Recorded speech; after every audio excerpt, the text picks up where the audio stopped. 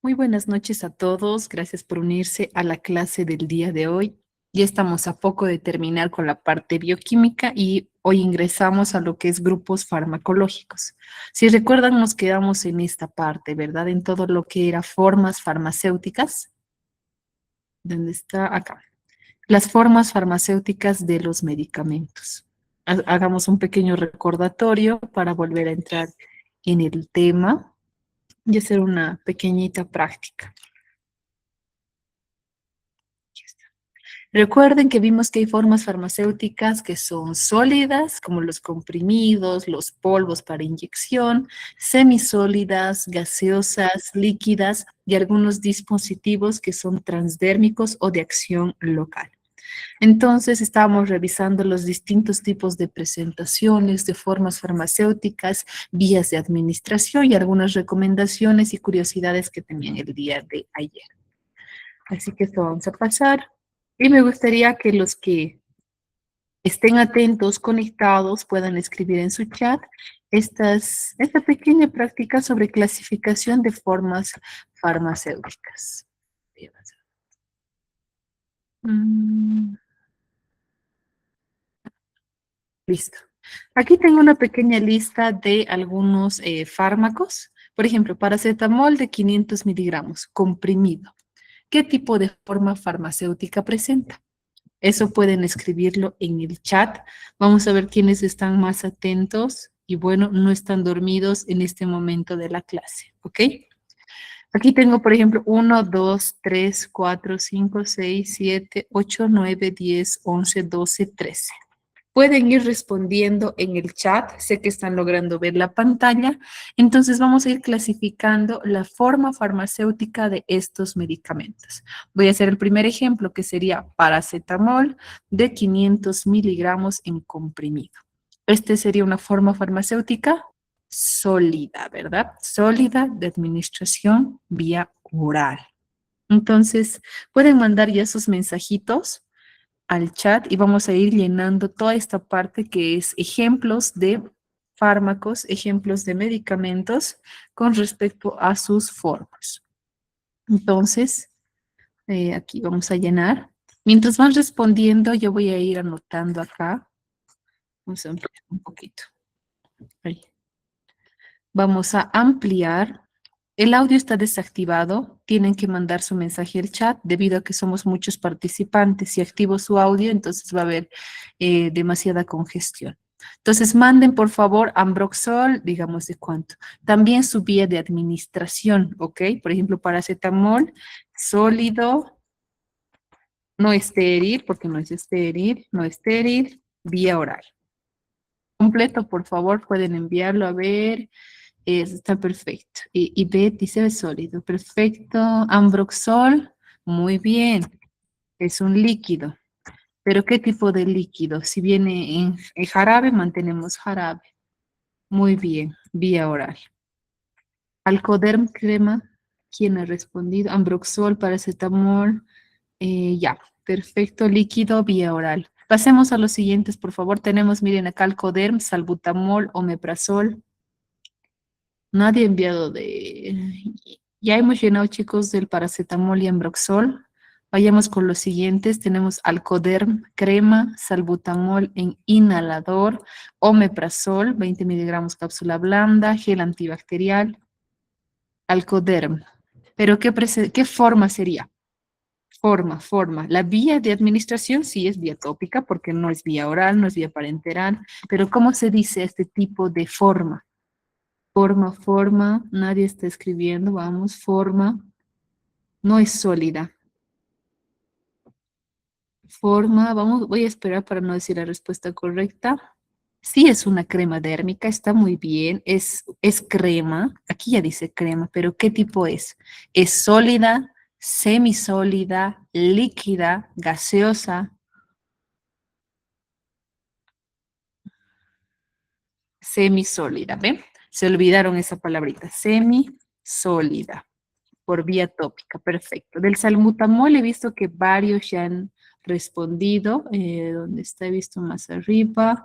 Andrea, sí, Andrea respondió. Salbutamol, exactamente. La presentación es gaseosa. gaseoso. Y la vía de administración sería por vía inhalatoria. Inhalatoria. Perfecto. Del omeprazol igual, ahí arriba ya vi la respuesta, estaban enviando. Falta del gel antibacterial, dioxadol en gotas. Vayamos escribiendo, por favor, por el chat del Meet, porque ahí estamos leyendo uno por uno con sus nombres, ¿ok? Gel, perfecto, gel antibacterial entre el semisólido. La vía de administración, tópica, ¿verdad? Envíen con su vía de administración más, por favor, chicos. Omeprazol, sí, entra en sólido, viene en cápsula blanda, vía oral, perfecto.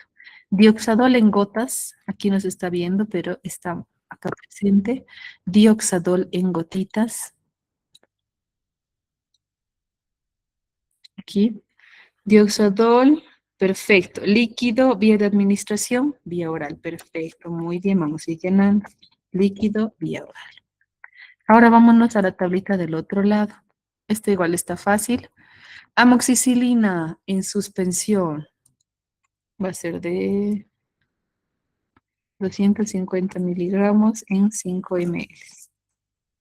Amoxicilina, hidrocortisona, diclofenaco, metformina.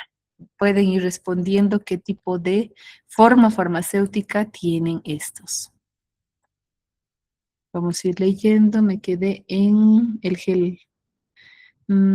Amoxicilina, sólido, no. Oh, fíjate acá, por favor, dice suspensión. Suspensión, ¿qué tipo de forma tiene? No es un sólido. Amoxicilina, perfecto. Aquí tenemos un líquido vía oral. Perfecto. Líquido vía oral. Muy bien. Hidrocortisona. He visto que Eva Poich ya respondió, dice, hidrocortisona en crema, perfecto. Es un semilíquido vía tópica. Se dice semisólido casi. Semisólido por vía tópica. Diclofenaco, el clásico diclofenaco, ¿quién no ha utilizado? Diclofenaco, hidrocortisona es semisólido, perfecto.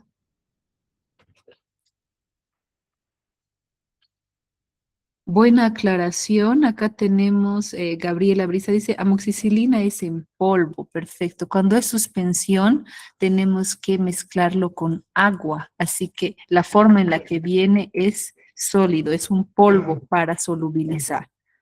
Sólido. Excelente aclaración, Gabriela. Muchas gracias. Clofenaco se dice semisólido, no semilíquido, chicos. Semisólido. Semisólido. Vía dos. Perfecto. Metformina. Metformina sólido vía oral. Perfecto. Es el comprimido, el clásico, ¿verdad? Semisólido vía oral. Ketorolaco en ampolla, solo nos queda y dexametasona. Ketorolaco de 30 miligramos en ampolla y dexametasona. Y Beth ya respondió. Muy bien, nos dice que es un líquido. En este caso sería estéril, ¿verdad? Un líquido estéril. La vía de administración de esta ampollita puede ser IM o EB, intramuscular o endovenosa. Asimismo con dexametasona. Líquido vía oral, no, Eva. Ketorolaco sí es líquido, puede ser endovenoso o intramuscular. Perfecto. Dexametasona, aquí tengo 8 miligramos en ampolla. Perfecto. Igual, sí sería un líquido estéril, perfecto, para vía de administración endovenosa o intramuscular. Gracias por su participación a cada uno de ustedes, chicos. Les agradezco. Perfecto. Han estado bastante atentos a esta pequeña práctica que han visto que no es difícil, es sencilla y son de fármacos pues de bastante conocidos, bastante recetados. Muy bien. Dexametasona sí viene por vía oral, pero en este caso, en el ejemplo, era en ampolla. Mira, dexametasona de 8 en ampolla. Líquido estéril, endovenoso o también puede ser intramuscular. Y bueno, con eso cerramos la parte de lo que es formas farmacéuticas. Practiquen. Les dejé como tarea, ¿verdad? El día de ayer que si tienen algún medicamento, fármaco en casa, lean su prospecto, practiquen qué tipo de forma farmacéutica tiene el medicamento que contienen en casa. Y bueno, vamos a empezar con los grupos farmacológicos. Grupos farmacológicos, tenemos varios. Exactamente, hay más de 70 grupos farmacológicos para tratar enfermedades, para tratar síntomas, etcétera. Los principales son los que los vamos a revisar pues en esta clase. El día de hoy vamos a hablar en primer lugar, el primer grupo van a ser los antimicrobianos.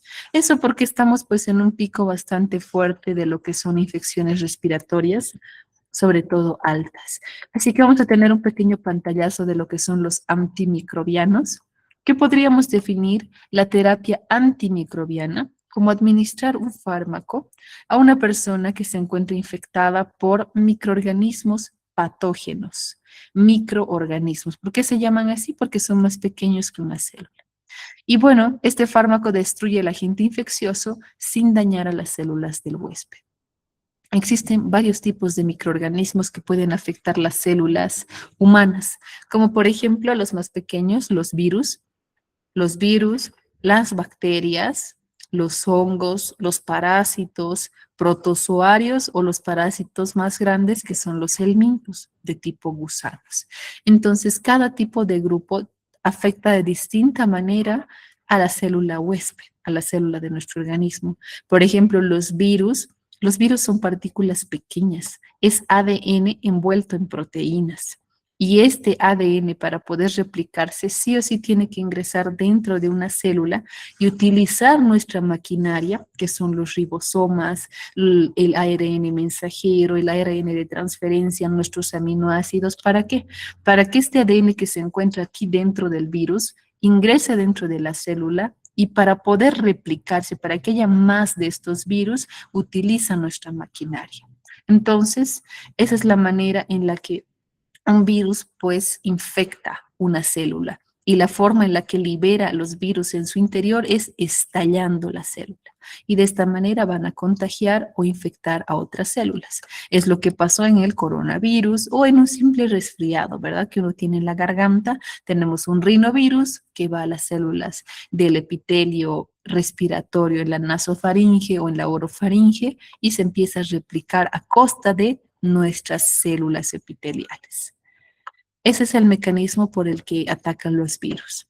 Las bacterias, por ejemplo, las bacterias pueden afectar cualquier tipo de mucosa, desde la piel, la mucosa oral, la mucosa intestinal, etcétera.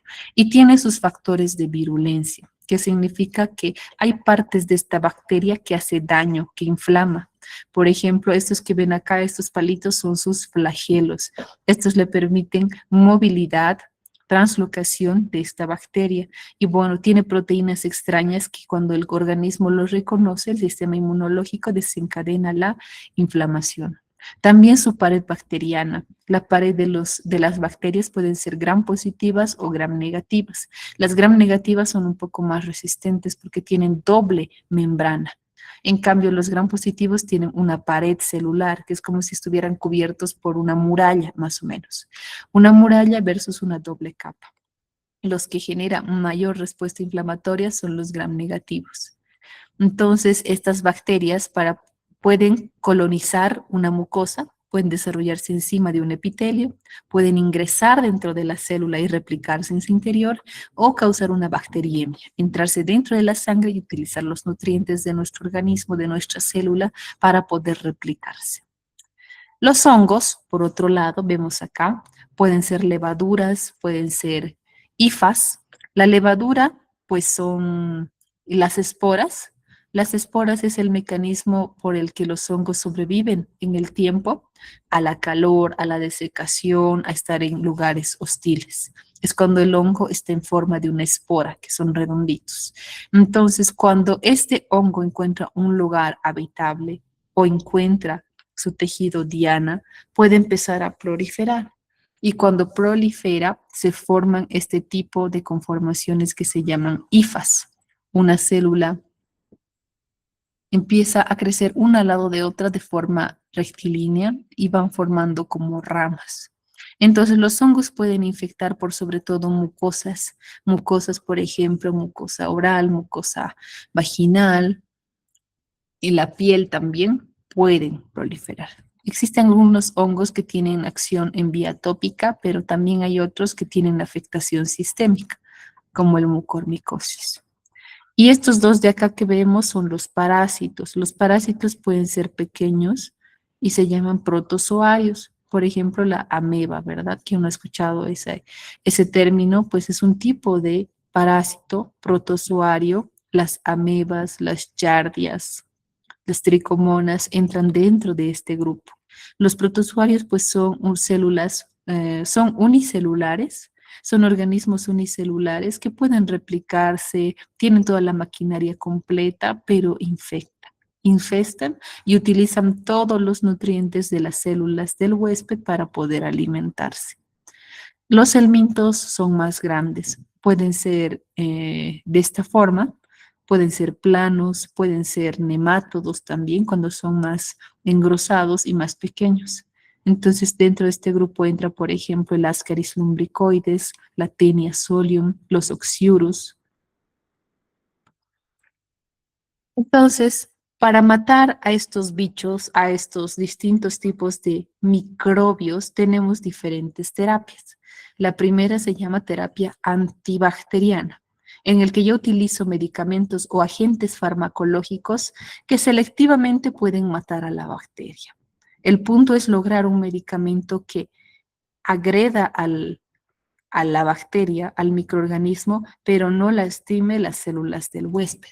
Por eso tiene que buscar algún factor de virulencia o alguna proteína, algún área de esa bacteria para que pueda ser destruida, afecte a la bacteria, pero no se una a los receptores celulares que tenemos en el resto de los tejidos. Entonces, la terapia antimicrobiana puede matar a una bacteria o puede simplemente inhibir su crecimiento. Cuando los mata, se los llama fármacos bactericidas, como suicida. Entonces, bactericidas son aquellos que destruyen totalmente a la bacteria, pero hay otros que solo logran inhibir su crecimiento y se llama bacteriostáticos, en el que eliminar la bacteria va a depender del sistema inmunológico de ese paciente. Tenemos otro tipo de terapia que vimos, que es la terapia antifúngica para matar los hongos. Son fármacos que tienen esa capacidad de eliminar hongos, eliminar esporas, eliminar hifas o evitar su crecimiento. De la misma manera, puede eliminar o simplemente inhibir su crecimiento. Y eso se llama ser un fármaco estático. También hay terapia antiparasitaria para destruir los que son parásitos de tipo nemátodos, los gusanos o aquellos que son organismos unicelulares como los protozoarios o trofozoitos. ¿Listo? Tenemos agentes antipalúdicos, por ejemplo, para la malaria, para las amebas, amebicidas, antihelmínticos, acaricidas para los ácaros de superficie y antiprotozoarios para yardia, tricomonas, etcétera. Terapia antiviral, pues son fármacos, agentes farmacológicos que deben sí o sí ingresar en la célula huésped. Llega un mensaje que no se oye bien el audio. Estoy con Teco y bueno, les pido perdón porque la señal sí está un poquito mala. Estoy en el centro, pero es la mayor cobertura que tengo, ¿ok? Si aún se oye mal, me avisan para cortar la grabación y nuevamente iniciarlo y a lo mejor reiniciando la máquina se oye mejor. ¿Eres la única, Betsabe? O si alguien más escucha entrecortado, puede enviar sus mensajes en el chat, ¿listo? Si llegan más mensajitos, lo cortamos y reiniciamos. Dice, se oye bien. Bueno, quizás tu internet, Betsabe. Bueno, continuamos. Terapia antiviral. Agentes farmacológicos, como les decía, los virus no los vamos a encontrar en superficie. Están dentro de la célula replicándose, utilizando nuestra maquinaria, utilizando nuestros ribosomas, utilizando nuestros aminoácidos. Entonces, el fármaco desarrollado es más complejo porque tiene que entrar dentro de la célula del huésped y bloquear la síntesis del ADN y ARN. De esta manera, pues se logra inhibir enzimas que, gracias a Dios, nuestro sistema no tiene, como la transcriptasa reversa, en el que esta enzima agarra el ARN del virus y por medio de esta enzima, la transcriptasa reversa, convierte un ARN en ADN. Y este ADN pues se sintetiza en una proteína. Entonces, inhibiendo esta enzima podríamos controlar la replicación viral. Entonces tenemos terapia antibacteriana, antifúngica, antiparasitaria y antiviral. ¿Cuáles son los mecanismos de acción de los antimicrobianos? Hablando específicamente de las bacterias. Esta imagen que ustedes están viendo acá es una bacteria de tipo gram positiva, por lo visto. Entonces tenemos acá distintos sitios o mecanismos de acción. Por ejemplo, los antibióticos pueden encargarse de destruir la pared celular. Si la bacteria es gram positiva, pues va a inhibir la síntesis de esta pared. Y dentro de los inhibidores de la pared se encuentran los famosos beta-lactámicos, la amoxicilina, la cefalosporina, ceftriaxona, cefepime, la penicilina, la benzilpenicilina, todos los beta-lactámicos que contienen un anillo. Enseguida les vamos a explicar toda la parte química. Entonces tenemos también a los monobactámicos, lipopéptidos, polipéptidos, glucopéptidos que entran en este mecanismo de acción, inhibidores de la pared celular. También tenemos aquellos que actúan más adentro. Si no actúa en la pared, puede actuar más abajo, en la membrana celular, como los que ven acá.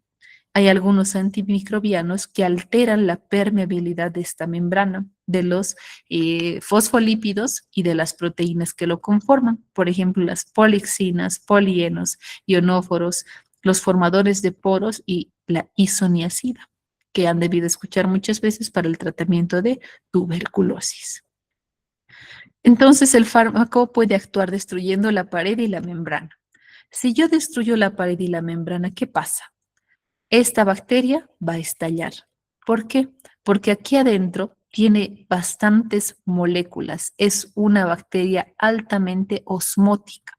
Recuerdan que hablamos de ósmosis. Cuando dentro de un contenido hay bastantes solutos en comparación al líquido extracelular que se encuentra afuera, pues va a generar ósmosis, de donde hay más a donde hay menos. Entonces, si se destruye la pared o la membrana, va a entrar agua, agua, agua dentro de la bacteria y estalla y muere por estallido. Si yo inhibo la pared o inhibo la membrana celular. Hay fármacos que actúan más adentro, por ejemplo, en la transcripción de proteínas. Aquí tenemos una maquinaria que se llama ribosoma. Entra dentro de lo que son los orgánulos de una célula. Las bacterias también cuentan con esto. Tienen un ribosoma que es como la fábrica de proteínas y esta fábrica tiene, digamos, un piso superior y un piso inferior. Este piso superior se llama subunidad 50 y el inferior subunidad 30. Hay fármacos que inhiben la subunidad 50, específicamente bacteriana, no las nuestras, porque nosotros también tenemos ribosomas, pero este fármaco es específico para esta subunidad. Tenemos, por ejemplo, a los macrólidos, como la acitromicina, eritromicina, ¿verdad? Que ustedes conocen, actúa en este nivel. También las streptograminas, oxazolidinedionas, que no se utiliza acá, pero son de alta gama para algunas bacterias multiresistentes y las lincosamidas. Todos estos fármacos que ven acá tienen acción en la subunidad 50. Si yo bloqueo esta parte de la fábrica, pues la proteína no se va a sintetizar. Y si no se sintetiza esta proteína que cumple una función, va a alterar las funciones de la bacteria y esta bacteria va a inhibir su crecimiento y puede morir. Tenemos los que unidad 30 en el piso inferior de esta fábrica, que son los aminoglucósidos. Por ejemplo, la gentamicina, amicacina, streptomicina actúan a nivel de la subunidad 30. También las tetraciclinas, minociclina, doxiciclina actúa en este nivel. Además de actuar en la síntesis de proteínas, pueden inhibir la polimerasa de ARN, que depende del ADN. Entonces tenemos acá la rifampicina, por ejemplo. Tenemos también los que actúan a nivel del ADN, los que inhiben una enzima que se llama ADN girasa. Y dentro de este grupo tenemos a las quinolonas y a las fluorquinolonas, como la ciprofloxacina, levofloxacina, por ejemplo. Otras actúan en el citoplasma de esta bacteria, inhibiendo moléculas y enzimas del metabolismo celular, por ejemplo, dentro del metabolismo del ácido fólico en el que se tiene que convertir el dihidrofolato en tetrahidrofolato. Inhibo la enzima que realiza esta función y bueno, pues no va a haber metabolismo de este metabolito tan importante para la replicación del ADN. Dentro de este grupo tenemos a las sulfonamidas, la sulfona, el primetropim, y la famosa combinación de cotrimoxazol, donde existe sulfonamida más trimetropim. Entonces acá vimos los principales mecanismos de acción de los antimicrobianos, aunque se están desarrollando más. Los 5 grupos principales son estos. Antimetabolitos, los que actúan en el citoplasma, inhibiendo pues una reacción enzimática que produce un metabolito vital para la bacteria. La inhibición de la síntesis de la pared y de la membrana celular, que van a provocar estallido de la bacteria o inhibición de la síntesis de proteínas. Esto produce un menor crecimiento de la bacteria y la inhibición de la síntesis de ácidos nucleicos, que esto sí lo destruye e inhibe su replicación. Entonces, aquí nuevamente tenemos otro cuadro de los antibióticos. Los que inhiben la síntesis de la pared están los betalactámicos como penicilinas, las aminopenicilinas, los carbapenémicos, cefalosporinas de primera, de segunda, y bueno, ahora que ya vienen combinaciones con inhibidores de betalactamasa como el ácido clavulánico, tazobactam, sulbactam. También tenemos, además de los betalactámicos, a los glucopéptidos como la vancomicina, la bacitracina, fosfomicina, que tiene acción, por ejemplo, a nivel tópico. También los que inhiben la síntesis de ácidos micólicos utilizados para el tratamiento de tuberculosis, como el etambutol, isoniazina y piracidamida.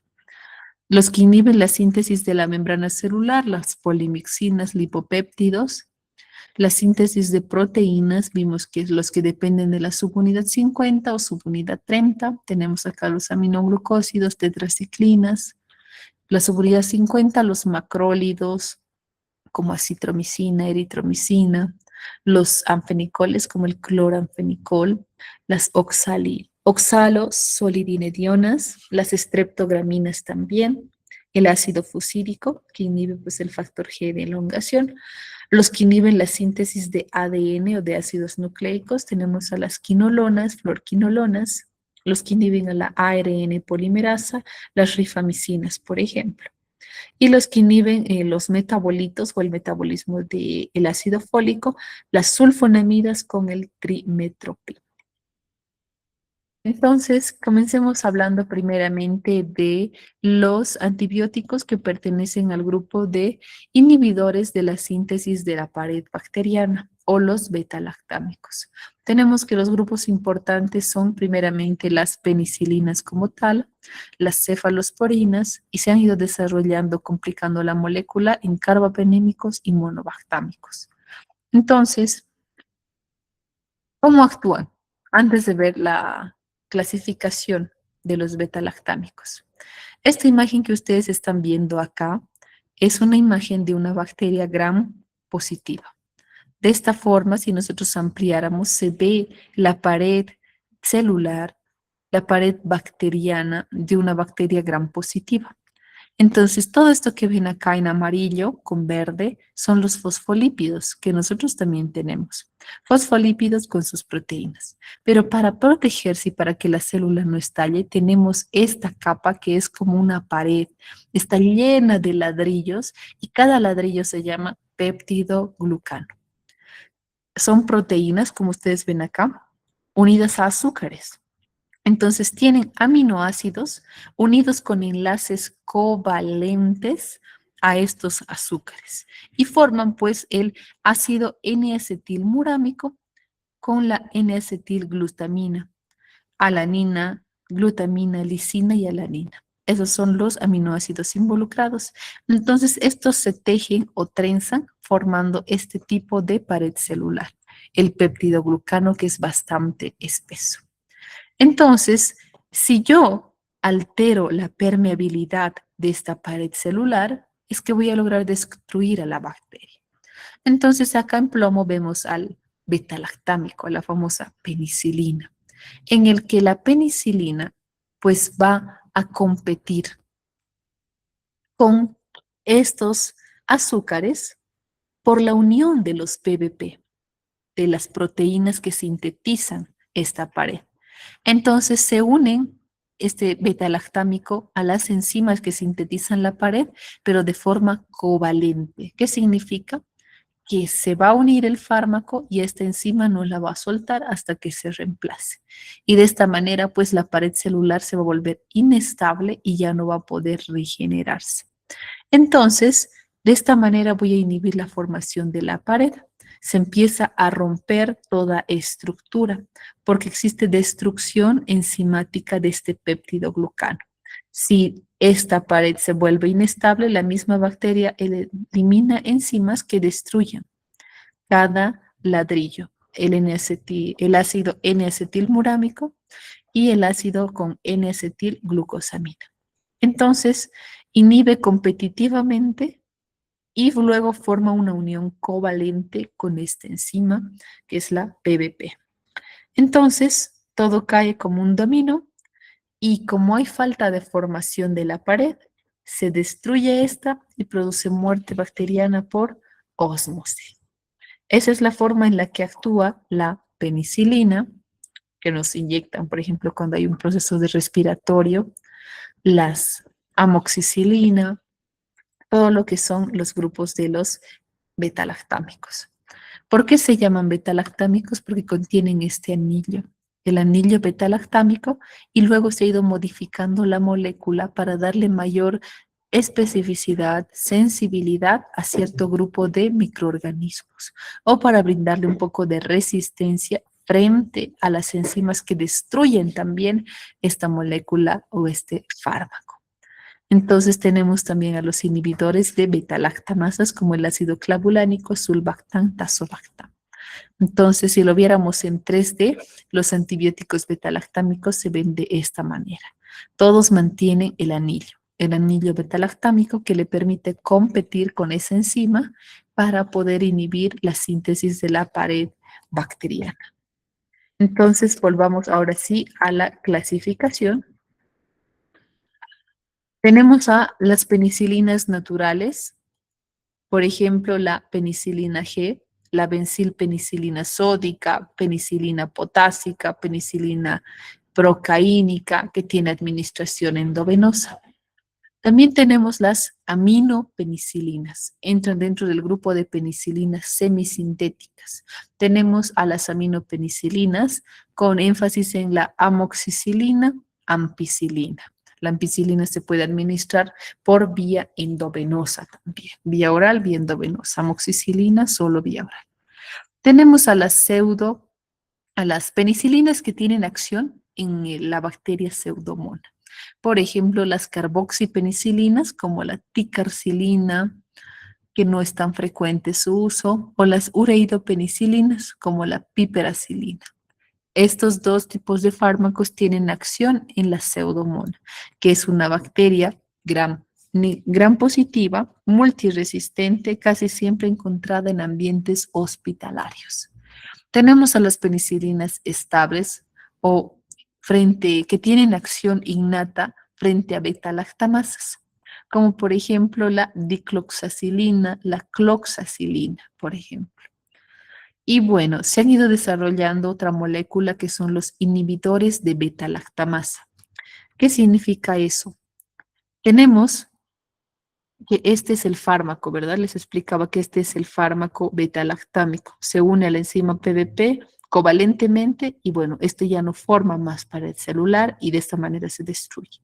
La bacteria ha creado mecanismos de resistencia para proteger sus PVPs y lo que hacen pues es generar una enzima que rompe este anillo beta-lactámico. Y si rompe este anillo, pues va a afectar no solo a la amoxicilina, sino al resto de fármacos que contienen también este anillo beta-lactámico. Entonces, esas enzimas que destruyen se llaman beta-lactamasas, porque justamente rompen el anillo beta-lactámico. Y de esta manera, pues generan resistencia y no hacen ni cosquillas, digamos, la amoxicilina que uno le administra. Entonces, ¿cuáles son los inhibidores de beta-lactamasa? El famoso ácido clavulánico, el sulbactam, tazobactam, que se combina con otro tipo de penicilina. Por ejemplo, amoxicilina más ácido clavulánico es una excelente combinación para infecciones en partes blandas e infecciones respiratorias. Piperacilina, tazobactam o ticarcilina, sulbactam son más de acción, por ejemplo, para tratar infecciones en pacientes quemados, donde tiene acción la pseudomona. También tenemos otro grupo en cuanto a betalactámicos que son las cefalosporinas. Hay cefalosporinas de primera generación, segunda, tercera, cuarta y quinta. Algunos de ellos se administran por vía oral, otros solo son por vía parenteral y algunos tienen pues administración mixta. Hay también presentación vía oral y presentación por vía parenteral.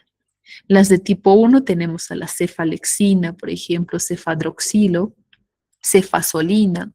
Las de segunda generación tenemos a la ceforamida, varios, bastantes, aunque se receta directamente la de tipo 1 o nos saltamos a la 3 en preferencia, como la cefixima, cefotaxima, ceftazidima, que la mayoría vienen para administración parenteral.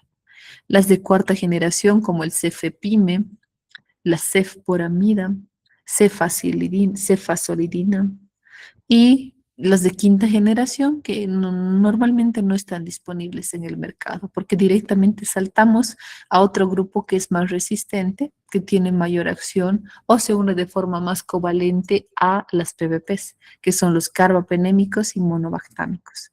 Carbapenémicos como el imipenem, meropenem, ertapenem, para administración netamente hospitalaria, endovenosa. Y los monobactámicos como el tazobactam, astronauta. Entonces vamos a irnos a la parte de uso clínico. ¿Cuándo elijo qué tipo de betalactámico? Solo es un pantallazo para saber qué tipo de fármaco me conviene en cierta infección. Si empezamos con el primer grupo, que son las penicilinas naturales, vemos que tienen más acción en bacterias que son cocos, bacterias cocos gram positivos. Existen cocos, estafilococos, estreptococos y bacilos. Los cocos tienen forma redondeada y los bacilos pues tienen forma de bastón. Lo importante es saber que la acción va a ser gram positiva. Fármacos de ejemplo, tenemos a la penicilina sódica, penicilina benzatínica. La sódica puede administrarse por vía endovenosa e intramuscular. En cambio, la benzatínica es de depósito y solamente intramuscular. ¿Cuándo utilizo estas penicilinas? Infecciones respiratorias adquiridas en la comunidad. Puede ser una faringoamigdalitis, una amigdalitis o una neumonía adquirida en la comunidad. También se puede utilizar en infecciones cutáneas no complicadas para el tratamiento de ITS como la sífilis, gonorrea y fiebre reumática, por ejemplo. La fiebre reumática es una complicación de una infección por Streptococcus pyogenes mal tratada. También tenemos este otro grupo que son las penicilinas resistentes a penicilinasas. Van a tener buena actividad en los estafilococos que producen betalactamasa. Tenemos acá los fármacos de cloxacilina, dicloxacilina, oxacilina. La dicloxacilina solamente se administra por vía oral, en cambio los otros dos tienen administración parenteral. ¿Cuándo utilizo este grupo de betalactámicos? Cuando hay Pues una bacteria, un estafilococo, que normalmente se encuentra en la piel, mucosa nasal, resistente. Cuando hay infecciones cutáneas severas, graves, se puede utilizar este grupo farmacológico. Cuando hay artritis séptica, meningitis, endocarditis, osteomielitis, empiema, también se puede utilizar. Las aminopenicilinas son las más conocidas. Tienen acción en cocos gram positivos y cierta parte en cocos gram negativos y anaerobios. Fármacos de referencia tenemos a la amoxicilina, ampicilina, vacampicilina. Por ejemplo, la amoxicilina solo es vía oral, la ampicilina vía oral, endovenoso, intramuscular, vacampicilina solo vía oral. Cuando utilizamos, por ejemplo, la ampicilina en lactantes y gestantes para prevenir, por ejemplo, neumonía o tratamiento de meningitis por Listeria monocytogenes. El único antibiótico que tiene efecto sobre esta bacteria es la ampicilina. ¿Cuándo más lo utilizo? Pues en adultos, en infecciones respiratorias altas, por ejemplo, otitis, sinusitis, faringitis bacteriana, amigdalitis, bronquitis, se puede utilizar. Para neumonía no tanto porque ya las bacterias que ingresan al epitelio respiratorio en vías aéreas inferiores son más resistentes y conviene utilizar directamente una cefalosporina. También se puede utilizar para el tratamiento de infecciones urinarias bajas, gonorrea, neumonía adquirida en la comunidad leve, tos ferrina. Y bueno, este es el uso en niños, en meningitis con Listeria monocytogenes, en recién nacidos, neonatos. Las penicilinas de amplio espectro pueden ser combinadas, por ejemplo, las que vienen con acción para la Pseudomonas aeruginosa. Ese es un gram negativo, pero tienen acción. La piperacilina tazobactam, que es la combinación de una penicilina más un inhibidor de beta-lactamasa. La ticarcilina más ácido clavulánico o piperacilina tazobactam. Son buenas combinaciones, solo son de administración parenteral, o sea, endovenosa intramuscular, para infecciones severas por pseudomonas o para el tratamiento de Klebsiella pneumoniae resistente, en neumonías hospitalarias o infecciones adquiridas en el hospital, en un entorno infeccioso. Infecciones urinarias por pseudomonas, sepsis también por pseudomonas o tratamiento empírico de infecciones en pacientes inmunodeprimidos neutropénicos. Nos vamos acá a los inhibidores de beta-lactamasa. Estos tienen acción sobre gram positivos resistentes. Tenemos combinaciones, como les mencionaba, de amoxicilina más ácido clavulánico o ampicilina sulbactam. El amoxiclavulánico existe por vía oral, también endovenosa. La ampicilina solo parenteral.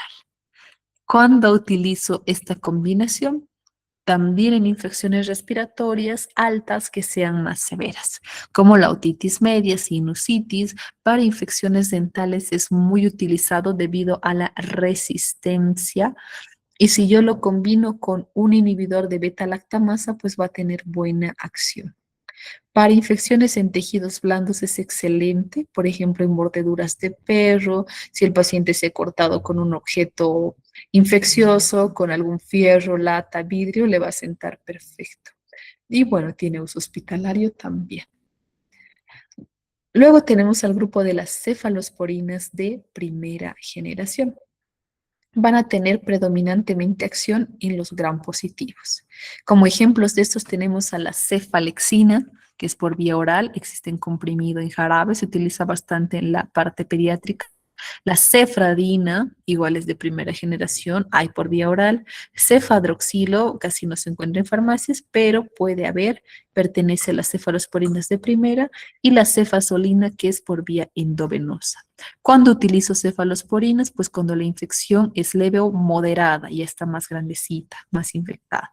Cuando hay faringitis, bronquitis, bronconeumonía, otitis, también infecciones de tejidos blandos, para infecciones urinarias, y el que es por vía endovenosa se utiliza para profilaxis quirúrgica, para profilaxis cuando se hace cirugías biliares, cuando hay infecciones óseas, articulares, endocarditis, bacteriemia, y se confirma que es una bacteria gram positiva sensible, se utiliza cefazolina. También tenemos cefalosporinas de segunda generación que actúan en gram negativos, por ejemplo, adquiridos en la comunidad. Ejemplos a la cefuroxima, cefacrol, cefopril. Cefuroxima he visto en algunas farmacias, tiene presentación en vía oral, intramuscular o endovenosa. Cuando la utilizo, pues en faringitis complicada, en infecciones de la piel que no están complicadas, itus, infecciones respiratorias altas, complicadas, o bajas como la itus, cistitis, pielonefritis ya a un nivel moderado. En bronquitis aguda igual, infecciones por mordedura, enfermedad de Lyme, neumonía adquirida en la comunidad, celulitis puede utilizar. Y más fuertes, más potentes, con mayores modificaciones químicas, tenemos a las cefalosporinas de tercera generación, que tienen un amplio espectro porque abarca gram positivos y gram negativos. Pseudomonas aeruginosa y bueno, tiene su amplio espectro. Como fármacos relevantes tenemos a la ceftriaxona, que solo es para vía de administración parenteral, la cefixima, que es por vía oral, cefotaxima, que es por vía endovenosa intramuscular, ceftazidima, igual, ceftibuten, que es vía oral. ¿Cuándo utilizo cefalosporinas de tercera generación? No de inicio. Lo doy en infecciones respiratorias altas complicadas, otitis complicada, faringitis que no mejora, amigdalitis igual, gonorrea, bronquitis, itus y vías respiratorias infectadas. La vía parenteral, pues utilizamos en infecciones más graves como la meningitis, infecciones hospitalarias severas, agentes polimicrobianos resistentes, endocarditis y fiebre neutropénica. Entonces, esas son características, si se dan cuenta, farmacodinámicas, tipo qué fármaco actúa en qué tipo de bacteria. Ya sabemos el mecanismo de acción, que es inhibir la síntesis de la pared, pero tienen cierta acción a predominancia en algún tipo de bacteria, gram positivo, gram negativo, y si es amplio, de bajo espectro. La farmacocinética de todos ellos es similar. La absorción es variable. Puede ser por vía de administración oral, intramuscular y endovenosa. Tiene buena biodisponibilidad cuando es administrado por vía oral. Se absorbe bien.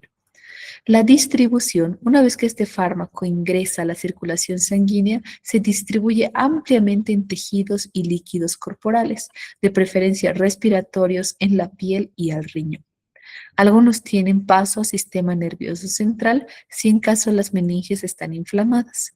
Tienen baja o moderada unión a proteínas plasmáticas y eso es bueno porque si no se une tanto a las proteínas, le da la posibilidad o el chance de distribuirse a tejidos blandos.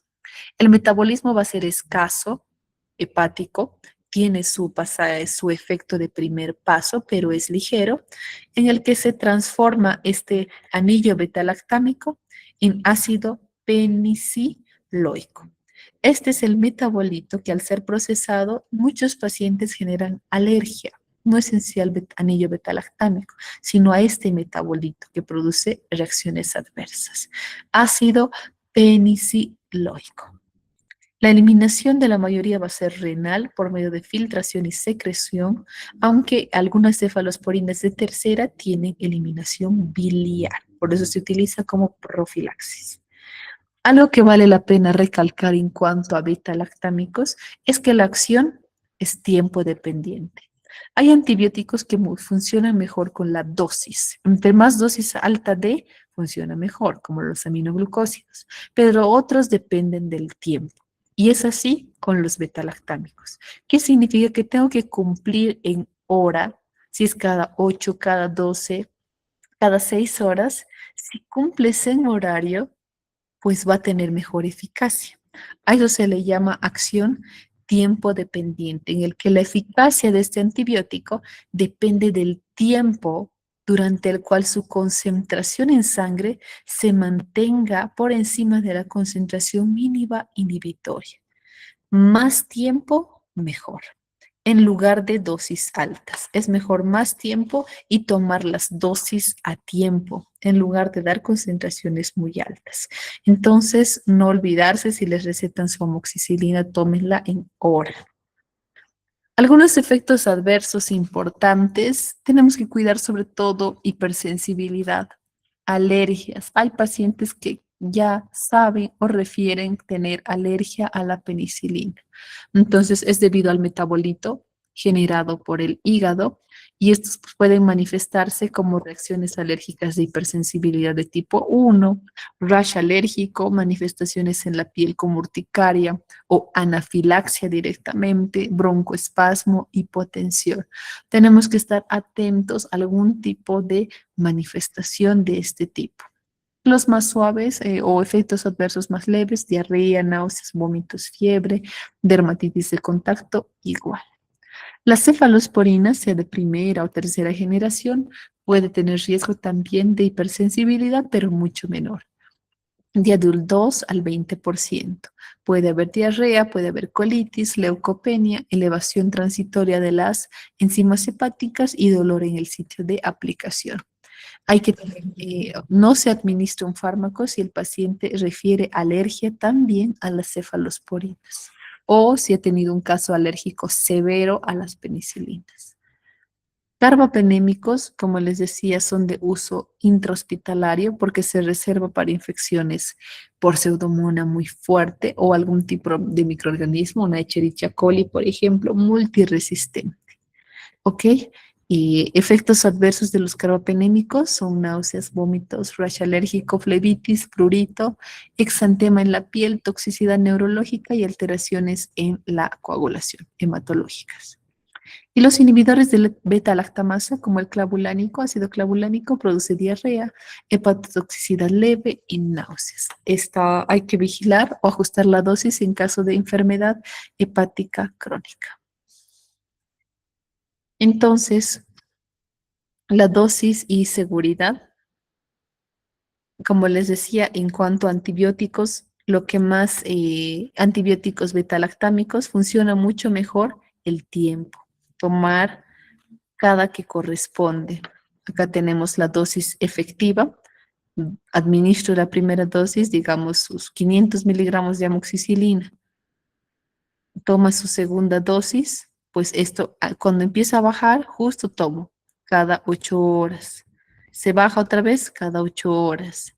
Entonces, el mayor tiempo en el que este fármaco pueda mantenerse en un nivel plasmático que sea terapéutico y eficaz es mucho mejor en lugar de dar dosis altas. Así que ahí la importancia de cumplir cuando se dice cada 6 horas, cada 8 horas o 12 horas. En algunos casos se administra cada 24 horas, por ejemplo.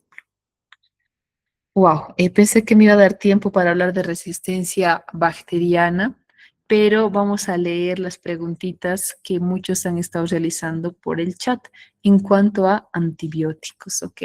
Mañana vamos a tocar el tema de resistencia porque es muy interesante. Esto es un problema que está en aumento. Vamos a leer sus mensajitos. Desde más arriba preguntaron, dice, primero Shirley dice, una pregunta, doctora, ¿cómo se llama la bacteria que uno tiene en la sangre? No tenemos tenemos una microbiota, eso hay que aclarar, ¿verdad? No todas las bacterias son malas. Hay bacterias que pertenecen a nuestro microbiota.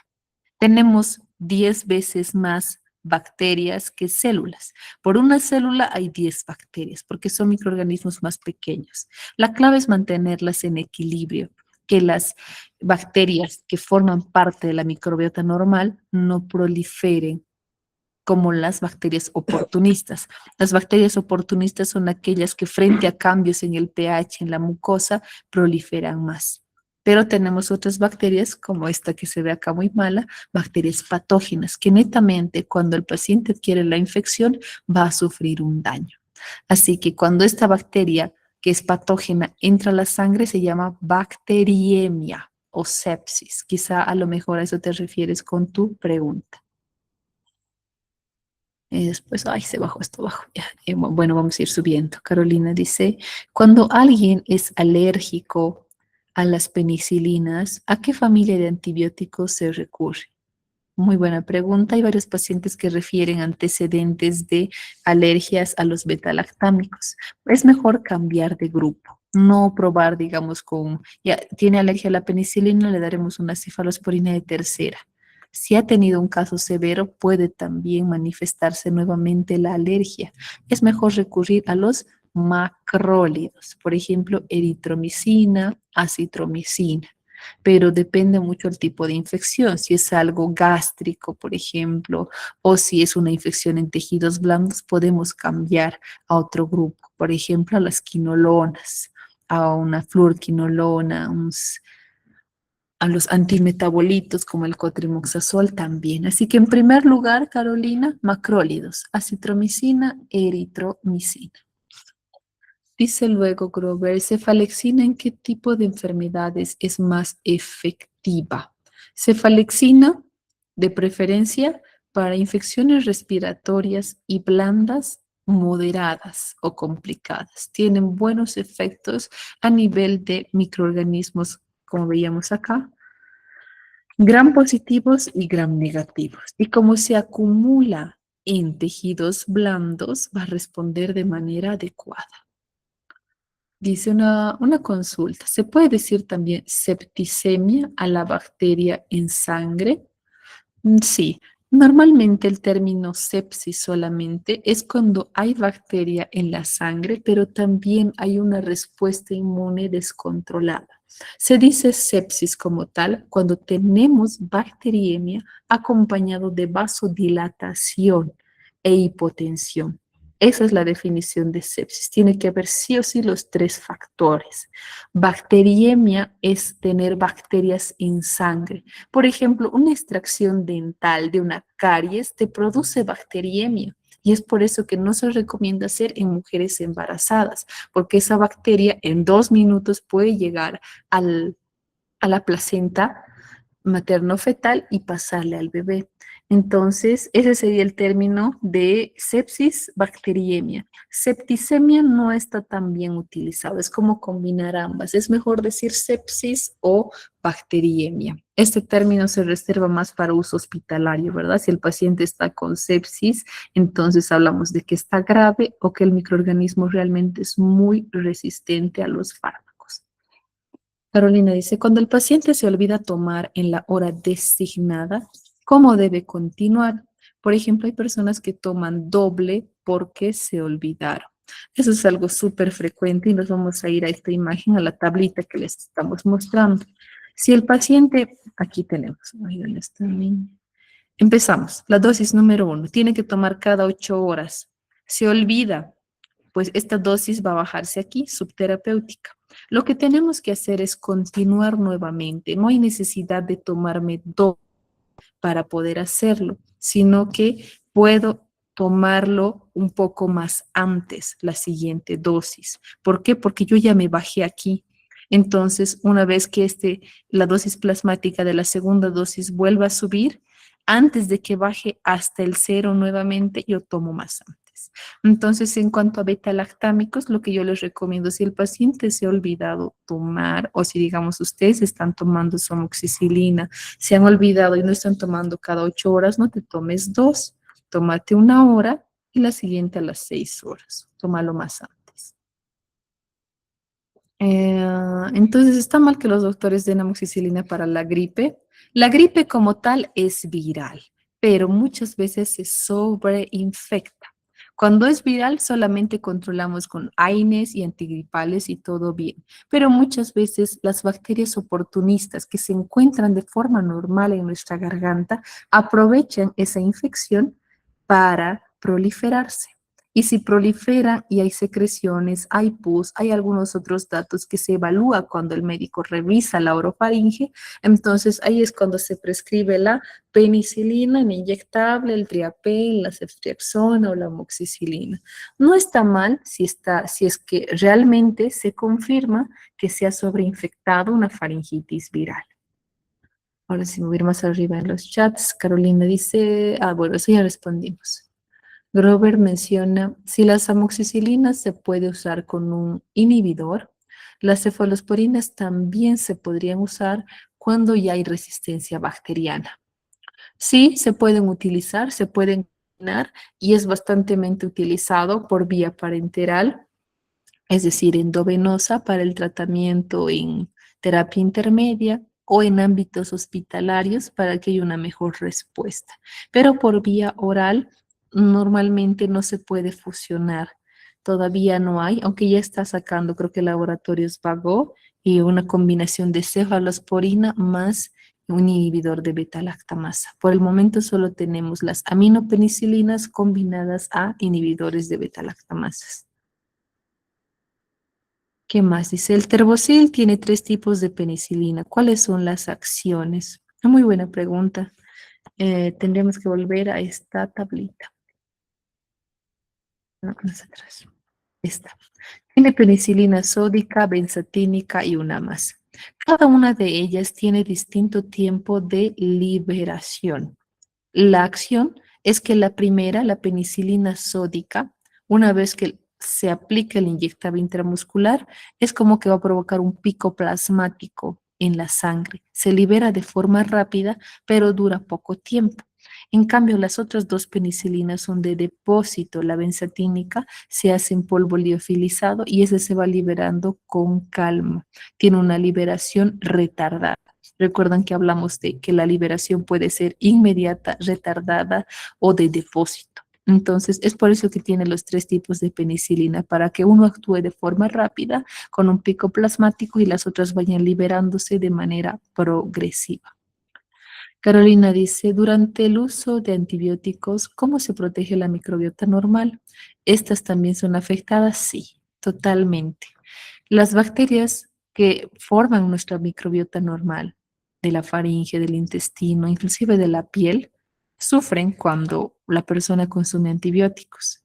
Si hay un motivo para tomarlos, pues perfecto, vamos a eliminar la bacteria patógena, pero obviamente que sale afectada la microbiota normal. Entonces, alguna manera de protegerlo antes de tomar el antibiótico no hay manera. Lo que se puede hacer es después tener una buena alimentación con bastantes fibras, con bastantes prebióticos y luego consumir alimentos naturales que tengan pues las cepas buenas que mejoren la microbiota intestinal como los lactobacillus, los Saccharomyces, los bifidobacteriums que se encuentran en yogures, en el kefir, en alimentos fermentados, en la kombucha, puede ayudar. O también que ya vienen en cápsulas algunos probióticos, pero hay que ser bastante cuidadosos con el tema de probióticos y prebióticos. Primero empezar con la parte natural. Robert dice, un mismo fármaco puede tener dos mecanismos de acción. En cuanto a antiinflamatorios, sí. Antibióticos, más que dos mecanismos de acción, pueden tener dos distintos tipos de actividad bacteriana. No es que la penicilina, además de unirse a las PBP, va a inhibir el ADN. Tienen un mecanismo de acción, pero distintos espectros de acción. Se llama espectro cuando abarca mayor cantidad de especies bacterianas, gram positivos, gram negativos, pseudomonas, algunos anaerobios o microorganismos netamente aeróbicos. Luego dicen actividad acitromicina para amigdalitis. Exactamente, es lo que mencionábamos. Podemos cambiar por macrólidos. Los macrólidos tienen buena acumulación también en tejido respiratorio. Adalí dice, en caso de olvidarse de aplicar la insulina, que se inyecta en dos dosis, las dosis nocturnas se aplica la mayor o la menor. La menor siempre, porque si aplicamos la mayor, el paciente puede despertar con una hipoglicemia. La menor dosis. Muy buena tu pregunta. Bueno, han estado atentos. La parte de antibióticos es muy interesante. Y mañana vamos a tocar de forma rápida y veloz lo que es resistencia bacteriana. Creo que no hay ninguna pregunta más. Vamos a detener la grabación y terminar de compartir.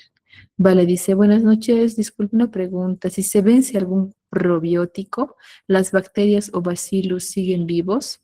Tenemos que contar con el margen, ¿verdad? Si un fármaco vence este mes, muchos dicen, no tiene 3 meses, 6 meses más de tolerancia. Es mejor no pasarse de 3 meses. Si tiene más de 3 meses tu probiótico, no lo tomes. Pero si tiene menos de 3 meses, puedes tomarlo. Aún hay posibilidad de que las cepas sigan vivas. Aunque los probióticos elaborados en farmacia magistral, por ejemplo, solo tienen duración de 3 meses y mantenerlos refrigerados. Listo, creo que eso responde a la pregunta. Y bueno, si se dan cuenta, las clases parecen un poquito de farmacología. Y bueno, estamos haciéndolas variadas para que sea útil tanto para el profesional como para el estudiante. Porque sé que acá hay inscritas personas que son externos, que son ya profesionales, son bioquímicos, quizá médicos o estudiantes del área de salud. Así que qué mejor que recordemos todos juntos la parte de farmacología, farmacocinética, farmacodinámica. Y para aquellos que son estudiantes y que muchos términos son nuevos, pues pueden repasar, estudienlo con calma para que vayan aprendiendo y razonando bien cada mecanismo de acción de los distintos grupos farmacológicos. Así que tengan un buen descanso, muy buenas noches a todos y nos escuchamos directamente el día de mañana.